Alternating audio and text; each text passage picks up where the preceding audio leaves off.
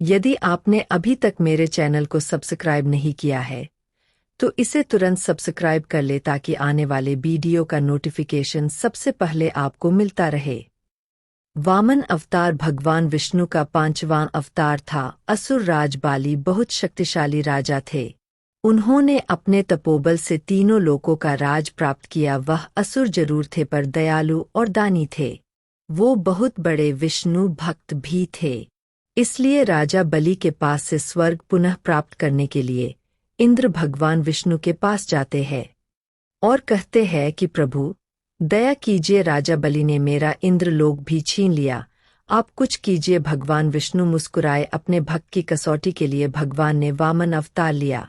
राजा बलि महान विष्णु भक्त प्रहलाद के पुत्र थे, इसलिए राजा बलि असुर के साथ दयालु दानवीर और भक्तिमय राजा भी थे। वह अपने द्वार आए अपने किसी भी जन को खाली हाथ नहीं जाने देते थे। उनके लिए दान का महत्व सबसे अधिक था।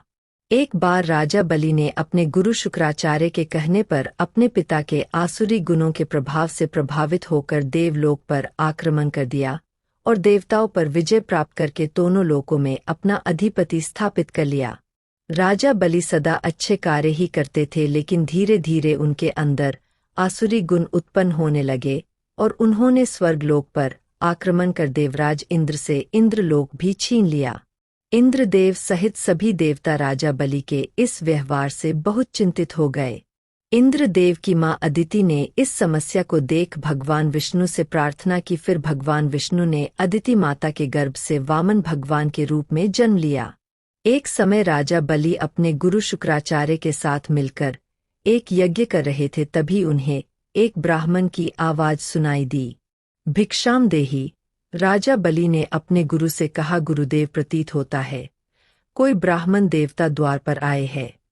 तभी गुरु शुक्राचार्य ने कहा, आप यज्ञ को बीच छोड़कर के किसी को भिक्षा देने नहीं जा सकते राजन। राजा बलि ने कहा, गुरुदेव हमारे द्वार से कभी कोई खाली हाथ वापस नहीं जाता, ये हमारे धर्म के विरुद्ध है, हम उन्हें भिक्षा दिए बिना नहीं जाने दे सकते।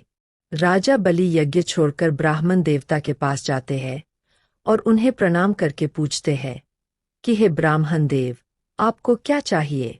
स्वर्ण, हीरे, मोती हम आपको क्या दें? कहिए ब्राह्मण देव।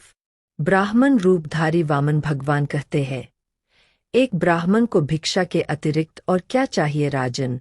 आप मुझे भिक्षा में केवल 3 पग भूमि दे दीजिए। राजा बलि कहते हैं, हे ब्राह्मण देव, केवल 3 पग भूमि, ये तो बहुत कम है, परंतु 3 पग भूमि आपके किस काम की? 3 पग भूमि में तो कोई मनुष्य खड़ा भी नहीं हो पाएगा। ब्राह्मण रूपी भगवान वामन कहते हैं, मुझे आप केवल 3 पग भूमि ही दीजिए, मेरे लिए यही पर्याप्त है। सुना है आपके द्वार से तो कोई भी खाली हाथ नहीं लौटता। राजा ने कहा, हाँ ब्राह्मण देव, आपने ठीक कहा, मैं आपको 3 पग भूमि दान में दूंगा। ब्राह्मण देवता ने कहा, ऐसे नहीं, संकल्प के साथ आप मुझे ये दान प्रदान करें। राजा बलि संकल्प लेने के लिए जल उठाते हैं। तभी उनके गुरु शुक्राचार्य उन्हें संकल्प लेने से रोकते हुए कहते हैं कि आप इसे कोई दान मत दीजिए, अन्यथा आप अपना सब कुछ खो बैठेंगे। क्योंकि सत्य तो यह है, ये कोई ब्राह्मण नहीं बल्कि स्वयं श्री हरि विष्णु है। श्री हरि का नाम सुनते ही राजा बलि मन ही मन बहुत हर्षित होते हैं कि स्वयं श्री हरि मेरे द्वार पर भिक्षा मांगने आए हैं। मुझसे बड़ा सौभाग्य और किसका होगा। राजा बलि अपने गुरु से कहते हैं, हम अपने दान धर्म कार्य से अपने कदम पीछे नहीं हटा सकते। ब्राह्मण देव को यदि 3 पग भूमि चाहिए तो वो हम अवश्य देंगे। जैसे ही राजा बलि को ब्राह्मण देव संकल्प के लिए अपने कमंडल में से उनके हाथ में जल देते हैं, शुक्राचार्य उस कमंडल की नली में जाकर बैठ जाते हैं और जल बाहर नहीं निकल पाता। ब्राह्मण देवता राजा बलि से कहते हैं, शायद कमंडल में कुछ फंस गया है, और वे धरती से कुशा का तिनका उठाकर कमंडल की नली में डालते हैं, जिससे दैत्य गुरु शुक्राचार्य की आंख फूट जाती है और वह भाग जाते हैं और राजा बलि 3 भूमि का संकल्प लेते हैं। राजा बलि के संकल्प लेते ही वामन भगवान बहुत विशाल रूप धारण कर लेते हैं और अपने पहले पग से वे समस्त पृथ्वी को नाप लेते हैं। वे अपने दूसरे पग से समस्त आकाश सहित सभी लोकों को नाप लेते हैं। फिर वामन भगवान राजा बलि से कहते हैं कि राजन, अपने मुझे 3 पग भूमि दान देने के लिए संकल्प लिया था, 2 पग में ही समस्त पृथ्वी और आकाश आ गया, अब मैं तीसरा पग कहाँ रखूं? तब राजा बलि भगवान वामन के सामने हाथ जोड़कर कहते हैं, करुणा निधान प्रभु, मुझे क्षमा करे। मैं खुद को संसार का बहुत बड़ा दानवीर समझता था, मुझे स्वयं पर अहंकार हो गया था, अपने मेरे इस अहंकार को नष्ट कर दिया, परंतु मैं अपने लिए गए संकल्प को पूर्ण करूंगा। अब मेरे पास केवल मेरा शरीर है, आप अपना तीसरा पग मेरे सिर पर रखे, मेरे संकल्प को पूरा करे।